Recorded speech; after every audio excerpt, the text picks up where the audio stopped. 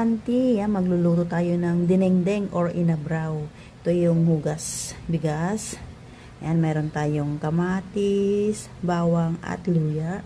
Ito yung upo. Ito yung sahog niya. Ito yung tinapa flakes at saka yung dried na hipon.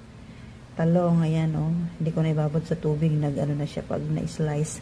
Pag ni-slice mo siya, babad mo sa tubig para hindi siya mag-discolor. Malunggay at patis. Pwede rin lagyan ng asin. Ayan, magluluto tayo mga auntie ha. Yan auntie, sa kasirola, lalagay mo yung sabaw ng sinaing.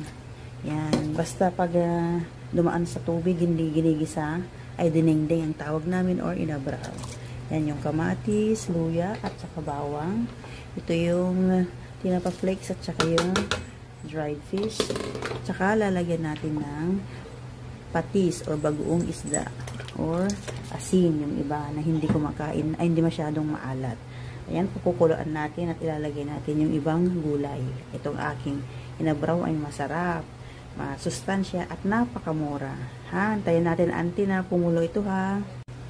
Ayan auntie, kumukulo na. Ilalagay na natin yung upo. Sasabay natin yung talong dahil mabilis lang maluto mga yan na parehas. Yan. Lutuin natin sila. Tapos panghuli yung malunggay na.